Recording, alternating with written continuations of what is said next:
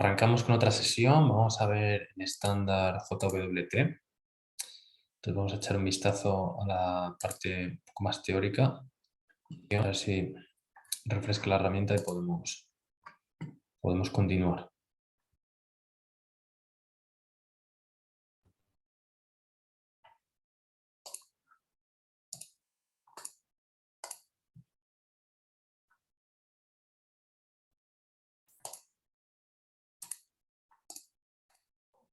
Vale, pues lo que tenemos en esta ocasión es, vamos a crear otro README y lo vamos a hacer en este proyecto simplemente para explicar la parte de JWT.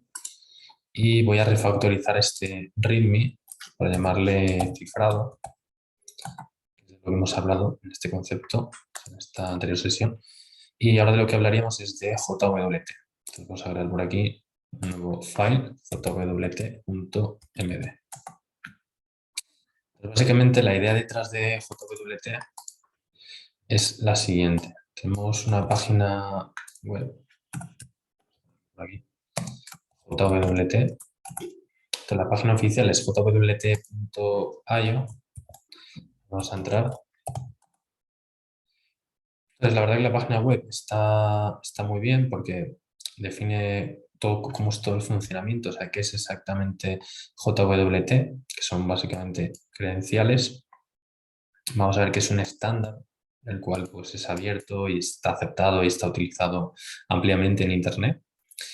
Y básicamente, para poder saber un poco más, aquí tenemos una buena introducción a JWT en esta página, en este apartado concretamente, Introduction, pues nos explica un poco para qué es para lo que sirve. Entonces lo vamos a dejar aquí agregado y básicamente es un estándar, abierto que, así a modo resumido, permite transmitir información entre dos partes de manera segura. Permite transmitir información entre dos partes. Normalmente, ¿quién? Pues un cliente y un servidor. Normalmente sería el navegador y un servidor. El navegador, pues una aplicación de React o de Angular o lo que sea, y el servidor, pues nuestra aplicación de Spring Boot. Ese sería, pues, el planteamiento del escenario que queremos hacer aquí con Spring. Entonces, el funcionamiento viene a ser el siguiente. Tenemos un cliente, o bueno, lo podemos poner por aquí, como, por así decirlo, como funcionamiento o flujo. Y es que un cliente envía una petición a un servidor, por ejemplo, a una URL, a un endpoint de REST, como los que hemos desarrollado al hacer API REST, que sea API barra login, por ejemplo. Entonces, un cliente, una aplicación, el usuario, cuando introduce su usuario y contraseña y le da el botón enviar, pues eso envía una petición hacia el endpoint de nuestra aplicación de Spring Boot, que se llama /API /login, enviando el usuario y contraseña a través de la red. Obviamente ese usuario y contraseña viaja cifrado, porque lo lógico es que se esté empleando un certificado SSL, de manera que la información y la contraseña viaja cifrada en el cuerpo de la petición, por lo que si alguien pudiera interceptarla, lo cual sería muy fácil, porque, por ejemplo, con software como Wireshark o cualquier otro snifador de tráfico, podríamos capturar cualquier petición y al utilizar SSL, pues lo único que veríamos serían datos cifrados, los cuales no podríamos romper ese cifrado, y si lo rompemos, pues el cifrado de la página web se supone que tendría como una especie de cobertura, ¿no?, frente a daños causados. Tú has pagado por un certificado y te lo han roto. Entonces, tendría como una especie de garantía, ¿no? Aún así, el hackeo se habría realizado. Entonces, lo normal es que no se pueda romper ese cifrado. Obviamente, pues sabemos que hoy en día pues, hay una capacidad de cómputo elevadísima que podría a lo mejor llegar a suceder, ¿no? Pero se entiende que no. Entonces tenemos que un cliente envía una petición a un servidor para autenticarse, decir quién es y qué es lo que, bueno, pues que pueda acceder a información que, pues a sus datos mismamente, ¿no? Quiere acceder a su registro de pedidos para ver pues, dónde está su último pedido de Amazon, si está llegando en orden o se ha quedado por ahí perdido en alguna aduana, pues lo primero será logarse. Entonces el servidor lo que va a hacer a continuación sería validar Es decir, valida el username o el usuario, ¿vale? Username y la password enviados y en consecuencia genera un token, ¿vale? Es decir, si son válidos, o sea, si no son válidos, pues nada, da un error. Habría dos opciones, ¿no? Si no son válidos, pues devolverá una respuesta. Voy a minimizar esto para que se vea un poco mejor. Devolverá una respuesta 401, una authorized. ¿Vale? Una authorized. O sea, no podrás acceder. ¿Vale? No estás autorizado a acceder a este endpoint, no puedes acceder a estos datos. Y en caso de que sí que sean válidos, o sea, servidor valida username y password, y si sí son válidos, ¿qué es lo que ocurrirá? Pues que va a generar un token JWT. Es más, antes de esto, convendría hablar del funcionamiento de cómo funcionan las sesiones. O sea, el funcionamiento de una sesión, que sería pues, el mecanismo estándar que normalmente se ha utilizado antes de utilizar tokens, ¿no? Sesión. Entonces, te lo comentaremos así para poder ver las diferencias y ventajas de cada uno. Entonces, el servidor valida el username y password y si son válidos, entonces se genera.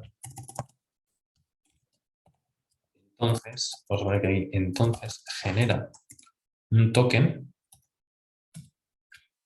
y ese token JWT, que ahora veremos qué estructura tiene y tal, lo genera utilizando una secret key, o sea, una clave secreta, la cual pues, va a estar en el servidor. Concretamente nosotros la tendremos en nuestro application.properties, incluso se podría leer de una variable de entorno, ¿vale? Es decir, si yo en mi application properties sé que puedo cargar datos que vienen de una variable entorno, pues podrían estar en una variable entorno dentro del sistema, de manera que sería prácticamente imposible pues, hackear esa clave, ¿no? A menos que, bueno, que se acceda a la máquina y se pueda extraer la variable entorno, pero bueno.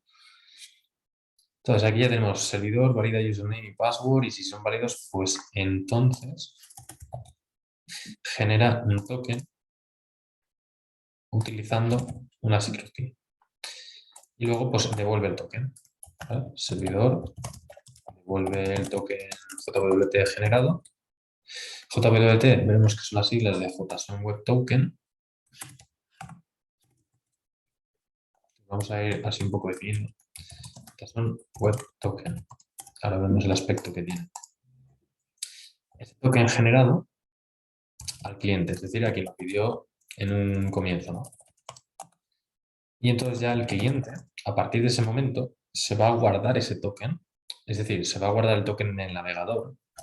Y lo que va a ocurrir es que envía peticiones. Bueno, hablo del caso de un navegador porque es lo más fácil de entender a nivel de aplicaciones web, pero podría ser un dispositivo móvil con una aplicación de Android, de iOS o de lo que sea, ¿no? El cliente envía peticiones a los endpoints del servidor utilizando ese token, utilizando el token JWT, donde en las cabeceras, es decir, habrá una cabecera authorization donde va a estar ese token, de manera que el servidor va a poder leer el token, comprobar si es válido o no, y en base a si es válido o no, pues podrá permitir el acceso a la información. Esa sería la idea del token. Es decir, solo habría, a ver aquí, solo habría pues, una primera interacción en la cual sería usuario y contraseña, pero a partir de ese momento ya con el token estás autenticado para el resto del tiempo, hasta que se invalide el token, obviamente. Se podría invalidar. Entonces el servidor valida el token, ¿vale? JWT en cada petición y si es correcto y está autorizado, pues devuelve datos. Y si es correcto, permite el acceso a los datos. Si no, pues no. Ese sería el funcionamiento básico y más fácil de entender. ¿Y por qué surge la necesidad de hacer esto? ¿O ventajas que proporciona esto? Ventajas.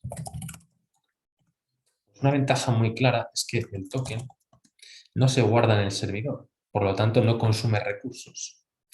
Es decir, ese token no se tiene que almacenar en memoria RAM, consumiendo un recurso, haciendo que si tenemos millones de usuarios necesitemos muchísima memoria para almacenar todos esos tokens, como ocurre con las sesiones. O sea, aquí lo que estaría pasando es que el token se almacena en el cliente, el navegador, la aplicación o lo que sea, ¿vale? De manera que consume menos recursos en el servidor, lo cual permite mejor escalabilidad. Escalabilidad sería pues, poder dar servicio a más usuarios, ¿vale? Poder tener más recursos. Bueno, pues va a mejorar eso porque obviamente si no tenemos tanto consumo de recursos, pues podemos escalar mejor. Vale, esa es la principal ventaja. Entonces, si no se estuviera utilizando tokens, ¿qué se haría? Pues sería muy parecido realmente. Se vendría aquí, se enviaría a un usuario, ¿vale? El funcionamiento con session, pues si son válidos no se generaría un token, sino que se almacena el usuario en sesión. ¿Qué es la sesión? La sesión no es más que un conjunto de peticiones seguidas durante un determinado tiempo. O sea, por ejemplo, cuando yo navego por una web y estoy media hora ahí accediendo a varias páginas de la web, y eso es una sesión. Si yo me marcho y vuelvo dentro de 5 horas, pues ya a lo mejor, dependiendo del tiempo de caducidad de la sesión, pues entonces me tengo que volver a logar, que esto pasa muchas veces, ¿no? Por ejemplo, la web del banco, pues lo lógico es que la sesión dure 15 minutos por temas de seguridad. Es decir, que tú entras y a los 15 minutos se te invalida. O sea, ya no puedes... 15 minutos sin hacer nada, ¿no? Quiero decir, si no has tocado nada en 15 minutos, ¡pum!, se te caduca la sesión y ya no puedes entrar. Entonces almacena el usuario en sesión y pues a partir de ahí, en las siguientes peticiones, claro, esto genera una cookie, ¿vale? Se genera una cookie en el cliente. Entonces, eso lo que hace es que, pues ya de cara a próximas peticiones, se comprueba que el cliente está en sesión. Si no está en sesión, pues se pide logar. ¿Vale? Desventajas, más bien. ¿Vale? Desventajas. Hombre, las ventajas que tiene, pues que está la información en el servidor y, bueno, pues ese token, en el caso del token, está en el cliente. Entonces, bueno, ahora podemos ver que desventajas de JWT, desventajas, el token está en el navegador. Por lo tanto, no se puede deslogar, por así decirlo, no se podría deslogar.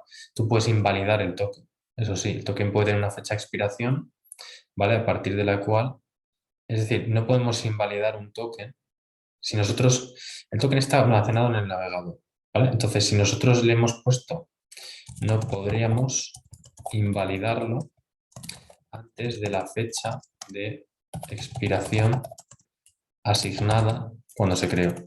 Asignada cuando se creó. Es decir, ese token se generó y cuando se generó se le puso un tiempo de expiración, entonces si por lo que sea tú quieres quitarlo antes, pues no podrías invalidarlo. A lo sumo, a ver un segundo, lo que se realiza es dar la opción de logout, lo cual simplemente borra el token, a pesar de que el token fuera válido, pero lo borra. ¿Vale? Pues así ya de esa manera, pues al borrarlo va a hacer que la siguiente petición no haya token, te pida autenticarte, te autenticas y te genera otro token. Esa sería la idea, ¿no? Y aquí pues vamos a ver qué desventajas. A nivel de sesión, pues toda la información se almacena, vamos a poner, la sesión se almacena, la información de la sesión se almacena en el servidor. Lo cual consume recursos. Entonces, claro, esto hace que si tenemos millones de usuarios, pues sea bastante complicado. Y bueno, para utilizar la sesión es bastante sencillo, porque en el propio Spring Boot, en el API REST, tú puedes recibir un parámetro que sea HTTP session y ya está. A partir de la sesión le puedes decir, dame el usuario. o guarda un usuario y ya está. Entonces, tú en cada petición compras la sesión. Ya está. Aquí para JWT, ¿cómo es su implementación? Pues la veremos ahora más adelante.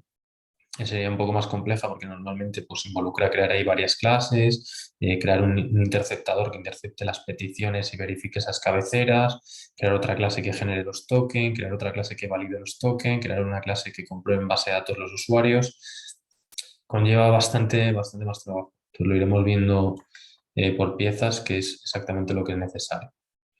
Entonces ya tenemos más o menos una idea de qué es lo que hace JWT y por qué es un estándar aceptado mayoritariamente, pues porque al guardarse en el lado del cliente, pues simplifica el uso de recursos en el lado del servidor, por lo tanto hace que en el lado del servidor pues todo sea más sencillo a nivel de consumo de recursos. Y luego la estructura que tiene, vamos a comentarlo por aquí, estructura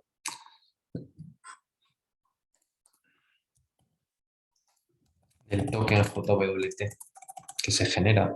Esto lo vamos a ver, lo vamos a generar y vamos a ver que se va a almacenar en las cabeceras y nosotros para utilizarlo lo tenemos que añadir en Postman. Es decir, en Postman tendremos que poner el token y cuando hagamos la petición, pues se enviará ese token, entonces el servidor lo capturará, lo interceptará, lo comprobará y validará y si es correcto, pues entonces adelante. Si es incorrecto, porque a lo mejor el token está mal o ya se expiró o has intentado poner otro token que no corresponde, pues te hará un fallo. Entonces, ¿qué es lo que haríamos por aquí? Vale, pues esto tiene tres partes, compone tres partes, separadas por un punto. Vamos a ver lo que sería un punto. Y básicamente y codificadas en base 64. Base 64 cada uno. ¿Vale? Entonces, ¿cómo sería esto? Pues sería de la siguiente manera. Creo que igual habilito esto para que se pueda ver ahora el código, que igual lo pongo en forma de código. Entonces tenemos una primera parte, que sería el header, como lo llama, y que básicamente sería algo de este estilo. Esto se puede ver en la página oficial tranquilamente, donde viene ya explicado así en bastante detalle. Pero básicamente sería como un objeto JSON, de ahí lo de JSON Web Token y todo eso, que lo que suele tener es, vamos a ponerlo aquí, voy a poner formato JSON. Básicamente lo que suele tener es indicar el algoritmo que se está utilizando, ¿vale? Por ejemplo, HS512. Hay varios algoritmos, entonces eso se pueden ver ahora en la página oficial. Y también se suele poner el type. Como es compacto, pues veremos que muchas veces pues, todas las claves tienen 3 letras solamente, porque la idea es que se compacta la información en un token de una serie de caracteres. Entonces tiene que ser, claro, cuanto más se pueda compactar, mucho mejor, porque si no, si el token queda súper largo, pues obviamente eso también puede ocasionar problemas, ¿no? A la hora de que pese mucho y pueda tardar en transmitirse. Aquí se suele poner JWT, ¿vale? Que es de lo que se está hablando, ¿no? Ese sería el header, vamos, que estos simplemente son metadatos. Después habría una segunda parte, que es el payload, que esto básicamente es información. Normalmente son datos del usuario, pero datos que no sensibles, ¿vale? Es decir, aquí no meteríamos una contraseña, que el token al final viaja por internet y se va a poder capturar. Entonces, ¿qué es lo que se plantearía aquí? Bueno, pues aquí normalmente suele ser también, vamos a poner aquí un ejemplo de código, en el que aquí tendríamos pues, JSON también. Y aquí pues veríamos que es pues, un objeto donde pone por ciertas palabras como a lo sumo el name, a lo sumo si es admin o no.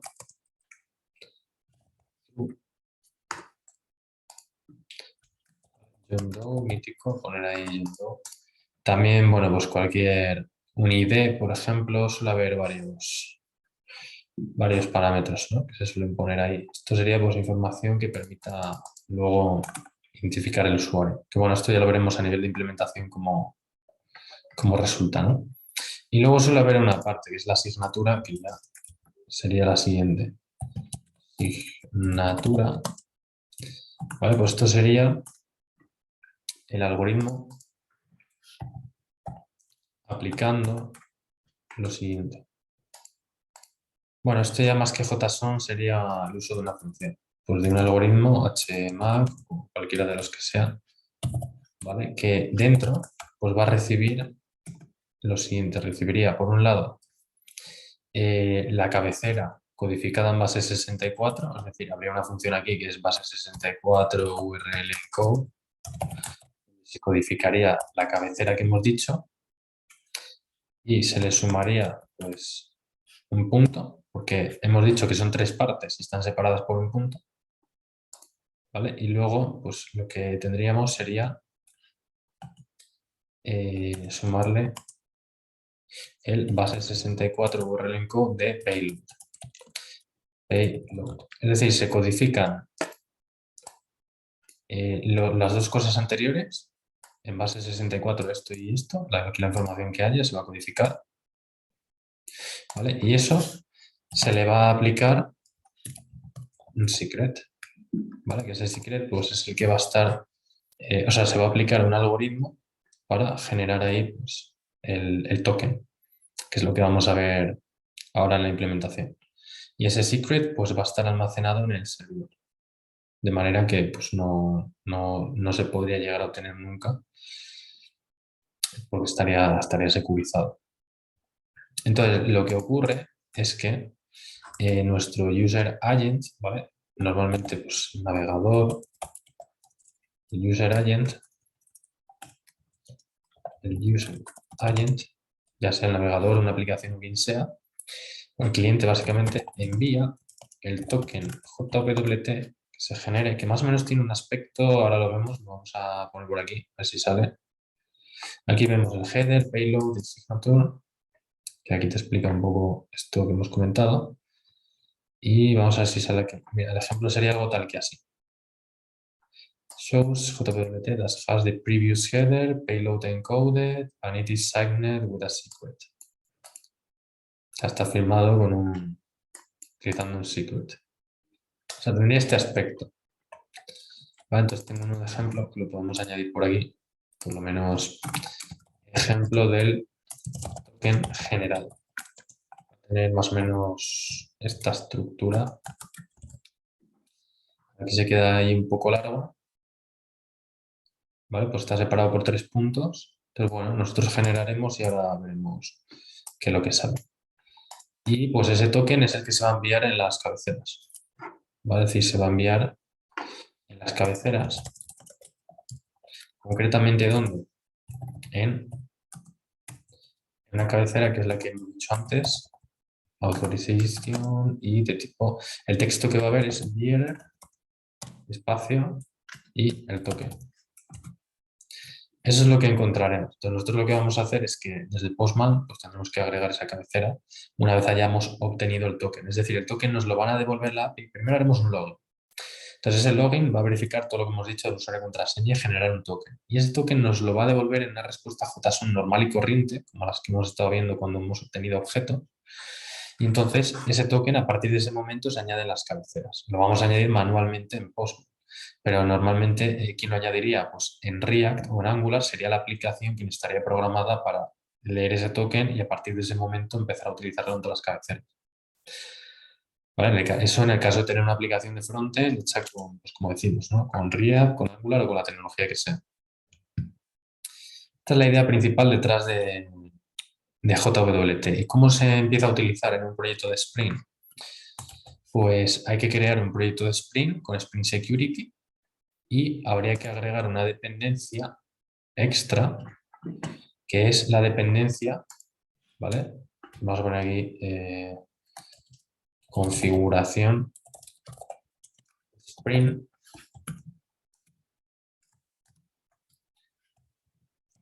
Bueno, pues básicamente es crear proyecto Spring Boot con Spring Security, Spring Web Security. Es más, la idea sería crear proyectos Spring Boot con, a nivel de dependencias, yo lo que voy a recomendar para implementar ahora esto sería Spring Security, Spring Web, el Spring Boot DevTools, que bueno, ese es opcional, pero es interesante. Y luego yo metería Spring Data JPA y voy a meter PostgreSQL. Más que nada por el hecho de poder ver las contraseñas y poder que si el día de mañana queremos desplegarlo en Heroku, pues que podamos ya tener ahí una base de datos preparada. O sea, tener ya PostgreSQL.